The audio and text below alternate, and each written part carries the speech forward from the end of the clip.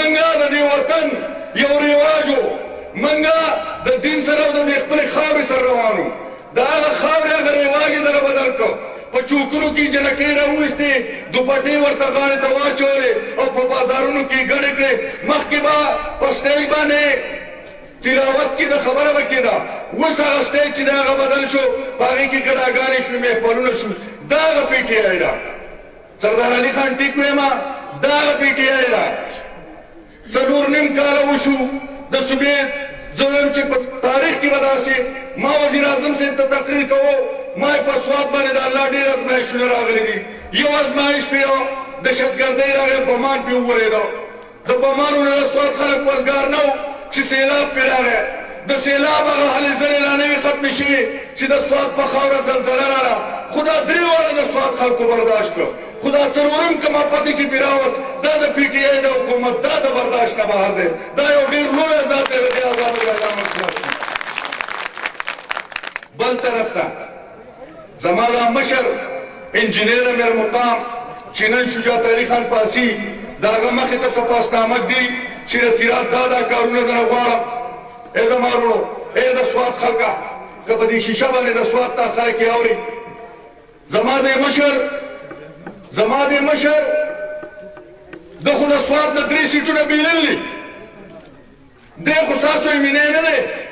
دی خو د سوات په ووټ باندې ایم پی ای نه راغلی او چا چې دلته بیلله که موږ د سابقه خپلې مینې صاحب نوم ووالم علاودین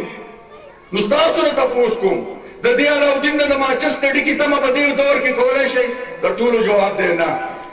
دا داسې شخصیت دی خو زه دې بنیت لرونو ته وایم چې د الله په لاس کې د عزت او ذلت ورکوونکی د الله ذات دی او د هغې زنده مثال ستاسو په وړاندې ناست انجینیر امیر مقام دی چې د خلکو په ووټ نه دی راغلی خو الله ورته دونه عزت ورکړی چې د وجود والا اشتها کېږي نن د مدین خلک به نه هېروئ په 2010 کې سیلاب راغی دا ټوله خاوره په تیاره کې وه د تېر شوي روژې پورې دا زمینه جسم مې خواته ورغلی چې کور ته به یې لاړو ماښام به یې جنریټر لګولی رڼا نه وه رڼا دا خلک په تیاره کې وو چې زما د مشر په لاس کې طاقت راغی تاسو د مدین ګریډ سټیشن ته وګورئ بلډینګ یې اوس لا تیارېږي او ټول وطن چې زما د دې مشر او د الله په فضل او زما د دې مشر په لاس باندې نن دا خاوره چې را د دې دا ګوټونه چې دي دا خلکو د انجینیر امیر مقام په برکت د خپل کور ګوټونه دوباره ولیدل زما وروڼو که نن د کالام د روډ خبره وکړم د کمې زمانې نه سپینګیري به پکې ناستي د کالام د روډ چا تپوس نه دی کړی همیشه یې وله پرهرونه پټ کړلي بنیادي روډ چا نه دی جوړ کړی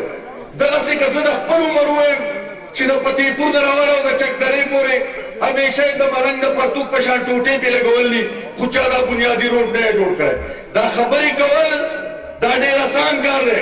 خو عمل کول د دنیا د ټول نه ګران کار دی نن د 11 اربه روپو چې یوازې په پاکستان کې سوات نه دی د 11 اربه روپو یو روډ چې دی د بحرین نه تر د کالامه پورې د فتحپور نه د څلور الببل پراجیکټ د چکدرې پورې دغه شان که تاسو وګورئ چې نواز شریف د ملک وزیر اعظم نه و او زما مشر سنګوټې ته راوست نو تاسو له د ګردو هسپتال جوړ کړو بغیر د وزیر اعظم نه د پنجاب په ټرست باندې ده